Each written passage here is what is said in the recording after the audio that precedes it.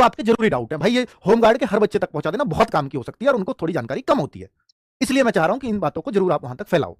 ठीक है, शेयर करना है मत करना, अपने फोन में दिखा देना कि देख लो, नहीं तो गुरुजी की शेयर हो जाएगी, एक व्यू बढ़ जाएगा खामा का। अपने फोन में ही दिखा देना कि भैया ये देख लो, इस लाइन को जरूर देख लो। ठीक है, मत करना शेयर, वो कोई जरूरत नहीं है। आगे आप देखना कि भाई जरूरी डाउट्स और आपके क्या क्या है वो मैं बता रहा हूं। क्या यूपी कांस्टेबल एंड यूपीएसआई वाले बच्चे एग्जाम में बैठेंगे? अब ये डाउट पे मैंने शुरुआत में ही बोला है कि भाई बैठेंगे जरूर। पहली बात तो उनको फॉर्म भरने में शर्म आ रही है होमगार्ड का, इस पर भी खूब खिल्ली उड़ाई है बच्चों ने, खूब मीम्स बने, हाँ भाई दरोगा वालों यहां भी आगे फॉर्म भरने, तो वो वाला। तो भाई देखो, जब उनके अंदर इतनी शर्म है और इतना झिझक है इस भर्ती को लेकर, तो जाहिर सी बात है वो फॉर्म तो भर सकते हैं दुबक चुबक के, लेकिन जिस दिन एग्जाम देने की बात होगी और जो अपने आप को 30 मार्क खान कह रहा है और समझ रहा है, तो एग्जाम देने बहुत कम जाएंगे ऐसे लोग।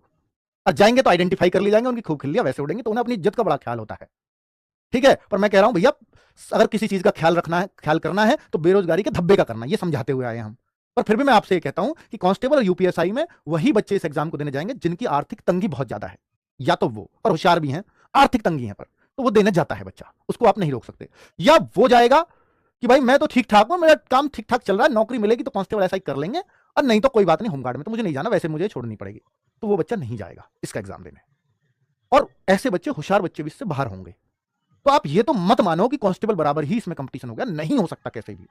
कांस्टेबल के कमजोर बच्चे ही इसमें बैठेंगे, और भाई कमजोर बैठे मजबूत बैठे, जीएस तो आप भी रख सकते हो और उनकी भी रखने की क्षमताएं हैं, तो आप भी उनसे कम मत मानो अपने आप को। पहले तो इस बात को दिमाग से निकाल दो, जीएस में कोई किसी से कम हो ही नहीं सकता, अगर वो कम है तो वो अपनी गलती की वजह से कम है कि उसने रटा भी नहीं, क्योंकि रट तो कोई भी सकता है। और जो रटने वाले नहीं है वो कहेंगे नहीं मेरे मैथ रीजनिंग अच्छे हैं, मुझ पर रटने में, भाई रटने में वही कमजोर है जिनके मैथ रीजनिंग अच्छे हैं, और जब उनके मैथ रीजनिंग अच्छे हैं तो वो कांस्टेबल ऐसा ही देगा, होमगार्ड की तरफ नहीं भगेगा, इस बात को ध्यान रखना। ठीक है, तो किन बच्चों को इस पर ज्यादा फोकस करना चाहिए? तो जो बच्चे ये सोचते हैं कि मैं बहुत वीक हूं कंपटीशन में, शायद मेरा मैथ्स इतना वीक है, क्योंकि रीजनिंग तो किसी की वीक होती नहीं, शायद मेरा मैथ्स इतना वीक है मैं उसको कभी स्ट्रॉन्ग करने की सोच भी नहीं सकता, उनके लिए एग्जाम बहुत ही वरदान साबित करने वाला है। आप कहो सर मेरा तो सपना था कि मैं कांस्टेबल या ऐसा ही बनूं, ये तो मैं खामा खा की होमगार्ड का, जब मैं कुछ कर ही नहीं पा रहा, चलो होमगार्ड तो दे ही देता हूं। तो आपको एक फायदा बताता हूं कि ठीक है, आप नहीं सेलेक्ट हो सकते थे कहीं, मैंने भी माना, और आज का कंपटीशन ऐसा है कि वो बहुत हार्ड है और आप आज हो नहीं पाओगे। कुछ बच्चे ऐसे होंगे कि अगर मैं 4-5 साल में थोड़ी मेहनत कर लेता तो आसानी से कांस्टेबल निकाल लेता, लेकिन अब नहीं कर पाया तो मुझे पछताने के अलावा कुछ और नहीं है। उनके लिए भी इंपॉर्टेंट है। कैसे?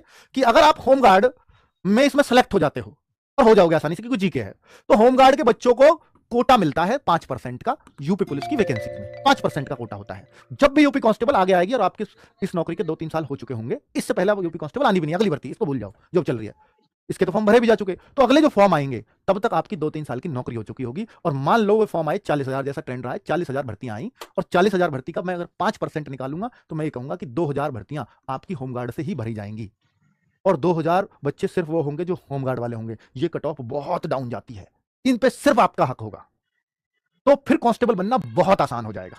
और बाकी 2-3 साल ये आपके इसलिए कट जाएंगे कि भैया आपको मानदेय तो मिल ही रहा है, 28-30 हजार रुपए हर महीने आपके बने जाएंगे।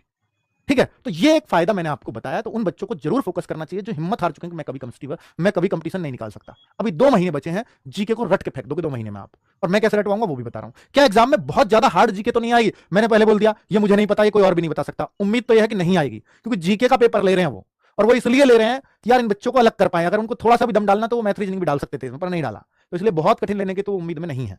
और फिर भी हार्ड आ जाए तो डरना इसलिए नहीं है क्योंकि कंपटीशन है, ये कोई परसेंटेज फिक्स नहीं लाना आपको। कट ऑफ डाउन चली जाएगी, अच्छी बात है हार्ड आए तो हम चाहते हैं कि 100 में से 50 पे कट ऑफ चली जाए, 40 पे चली जाए, हार्ड तो आए पेपर तभी तो जाएगी। और आसान दे दिया, सब खुश होकर आ रहे हैं उसमें, 80-80 पे कट ऑफ जा रही है, फिर क्या फायदा रहा? फिर क्या हो गया? होमगार्ड का पेपर था, 80 पे कट ऑफ जा रही है होमगार्ड की। ठीक है, तो इसलिए आप इस बात को दिमाग से निकालो, हार्ड आएगी या आसान आएगी, जैसी आएगी ठीक है कि अपना पढ़ाई करके जा रहे हैं उससे ही एग्जाम निकलेगा। चलो आगे, यूपी होमगार्ड के लिए क्या स्कोर टारगेट करें? कोई स्कोर टारगेट मत करो, बस अपने सब्जेक्ट को थोड़ा सा स्ट्रॉन्ग करो, और जीएस को पार्ट वाइज तोड़ लो, polity, history, geography, static GK, और जो स्पेशल टॉपिक्स है उन सबको, साइंस को अलग तोड़ करके इनको एक बराबर समय देना टारगेट करो। भाई इसको मैं इतना समय दूंगा, इसको मैं इतनी देर पढ़ूंगा, या 3 दिन ये पढ़ूंगा, अगले 3 दिन ये पढ़ूंगा, वो मैं आपको बताने वाला हूं अभी आपको। ठीक है, क्या क्या पढ़ने से यह एग्जाम क्लियर हो जाएगा वो भी आपसे आगे बात कर रहा हूं। कितनी देर में कौन सा सब्जेक्ट कितनी देर पढ़ें, तो मेरे भाई आप अपना एक फिक्स करें कि 6 घंटे या 8 घंटे आपको अगले 2 महीने जरूर पढ़ना है, जरूर पढ़ना है। उस हिसाब से अपना टाइम डिवाइड कर सकते हो, और 3-3 दिन में बांट सकते हो अपने सब्जेक्ट्स को। मैंने कुछ थोड़ा सा सॉर्ट आउट करने की कोशिश की है, तो अगर आपको लगे तो अच्छा है। तो देखो, औषधि सीरीज हम एक चला रहे हैं, अगले 2 महीने टीचर्स आपके साथ रहने वाले हैं, अगले 2 महीने। अब आप देखना, यूपी होमगार्ड वाले बच्चों स्पेशली ये सीरीज ना कोई इसका पैसा देना है, सब कुछ यूट्यूब पर होने वाली है अगले 2 महीने। कब शुरू होगी? 16 फरवरी को शुरू हो रही है, यानी कल परसों से। अब यूपी जीके की एक स्पेशल क्लास लगा रहे हैं, क्योंकि मुझे ऐसा लगता है होमगार्ड वाले बच्चों को यूपी को जानों से ज्यादा क्वेश्चन आएंगे यूपी से रिलेटेड। तो यूपी जीके की क्लास आपकी 11 बजे से लग रही है, ठीक है। अगर आप देखें तो अगले स्टैटिक जीके और ये जो क्लासेस है स्टैटिक जीके और पॉलिटी, ये करा रहे होंगे अजीत सर आपको। स्टैटिक जीके 3 दिन और 3 दिन पॉलिटी।